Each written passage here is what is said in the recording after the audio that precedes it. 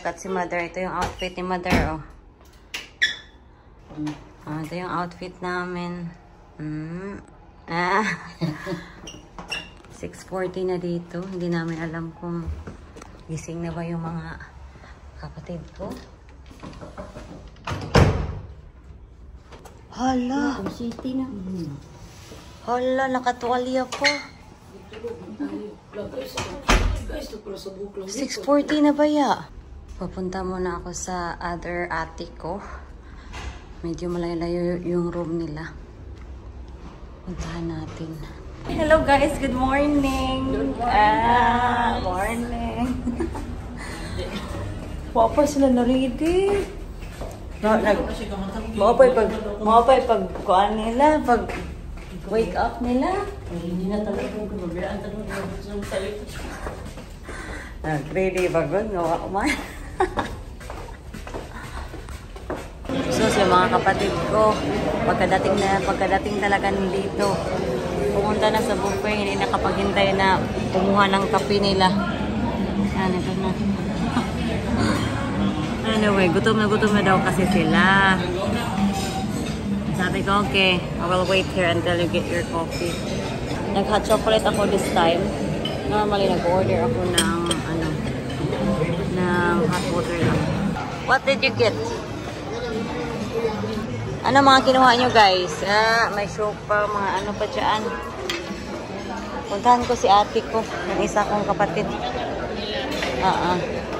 Kasi gumagawa na siya ng sopas. Kasi kahapon dinaruan ko siya. Puntahan natin kung okay na ba yung ano niya, paggawa ng sopas. Nga.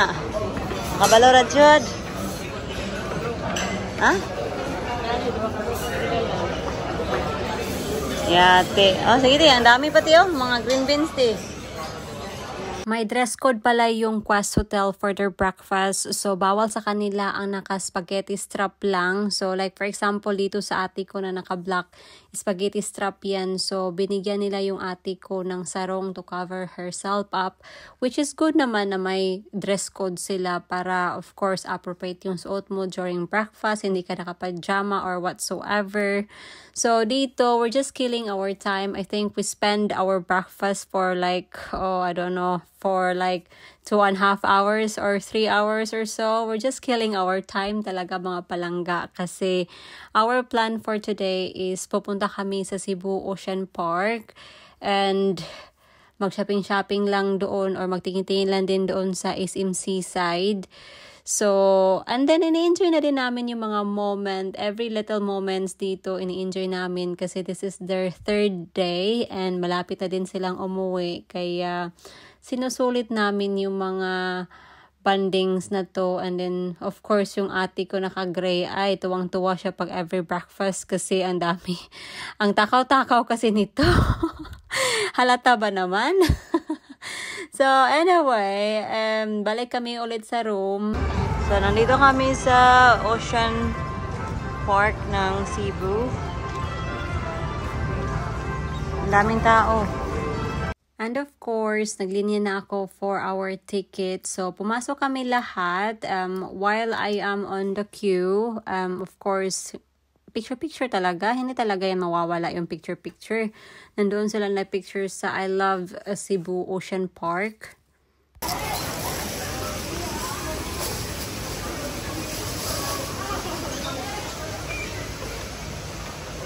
Hala, kabig sa isda, oh. Very big.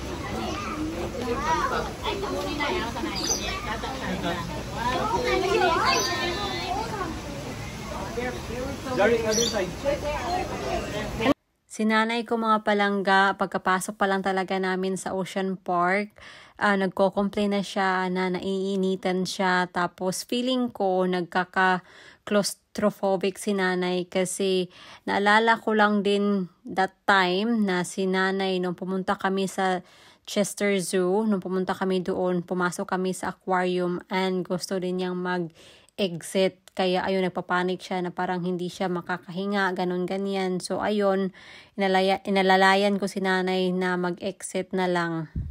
Tinanong naman namin siya kung okay lang ba siya mag-isa. So sabi lang niya na okay lang siya. Gusto lang niya ng makalanghap ng fresh air. Gusto lang niyang lumabas talaga. Kaya ayun, kami na lang yung tumuloy sa pagtingin ng Ocean Park dito sa Cebu. Si nanay ko, kailangan niya mag-exit kasi sobrang init daw, naiinitan siya. So ayun, hinatid ko sa labas.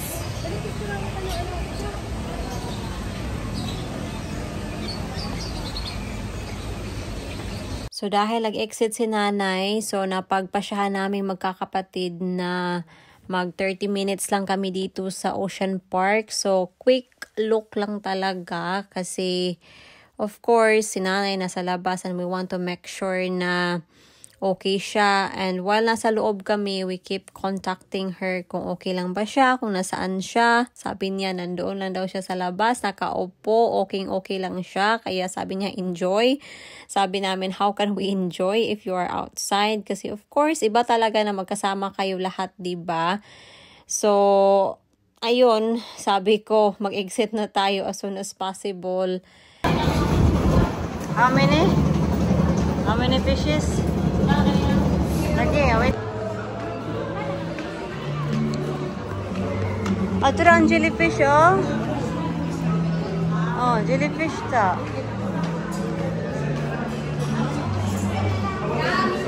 Ay, pink.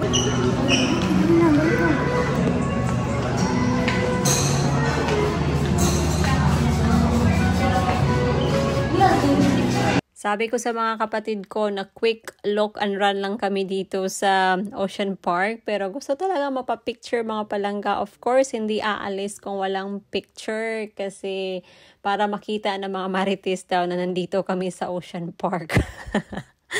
Ay, nako na nga naman, diba?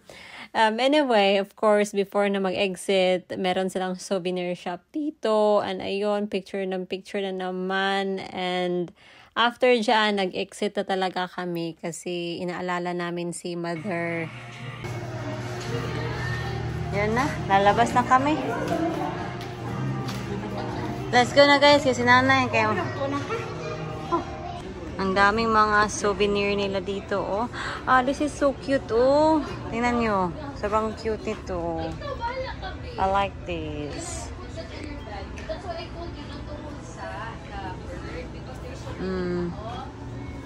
Very nice.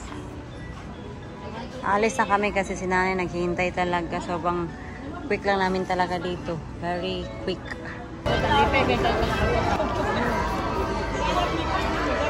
Ano na? Ano ka?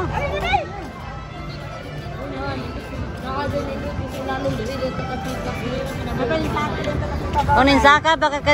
So, papunta na kami dito sa SMC side. So, first time na mga kapatid ko dito sa SMC side. Mismo ako mga palangga, this is my second time sa SMC side. So, hindi talaga ako masyadong expert sa pasikot-sikot dito sa SMC side. Kaya sinabihan ko talaga yung mga kapatid ko na help me look sa mga signs kung saan tayo nag-enter sa mall para doon din tayo i-exit para hindi tayo mawala. So, dito sobrang excited nila and si nanay mas okay na yung feeling niya kasi malamig kasi dito sa mall kaya hindi na siya masyadong naiinitan. Dito kami kakain kasi eat all you can. Aman mo! Mas komportable nung dari yung ang kanan ni nanay. Mas komportable nung dani kay kuan parang nanay. Mabayad dami? Di pa. Dari ra ko guys, dari ra ko. Wala. Dari na lang be. Dari. O di mamalin madam, dari na mi madam be. Dari na. Dari na lang madam, garon kuan. Sige na. Oh. Sisi agamay kay natin may. Uy. Thank you. Oh, bayad asa. Let's have a look kung ano yung ano nila, mga handa nila.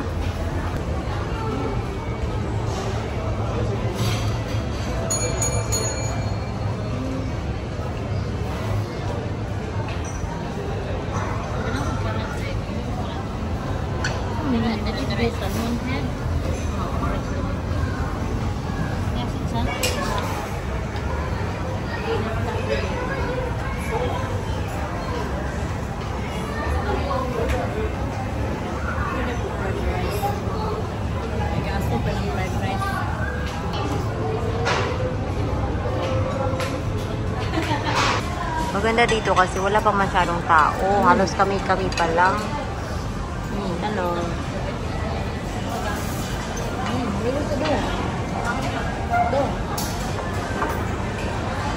Tinanong ko yung mga kapatid ko kung kamusta yung pagkain. Sabi naman nila na enjoy nila. Sobrang sarap daw. Yung putahe, maraming pagpipilian. And yung putahe talaga nila is lutong Pinoy ba. So kahit simple lang yung luto nila, pero masarap talaga. And na-enjoy talaga ng mga kapatid ko yung dessert section kasi merong halo-halo doon and na-enjoy sila sa kakamix ng halo-halo nila ba. Then after naming kumain, nagchika-chika lang kahit ano na yung mga pinag-uusapan namin. Tingnan nyo yung mga mukha nila dyan. Ay, nako, mga controversial yung mga pinag-uusapan. After dito, umuwi na kami sa hotel and yun na, magpahinga na sa hotel and see you the next day na lang.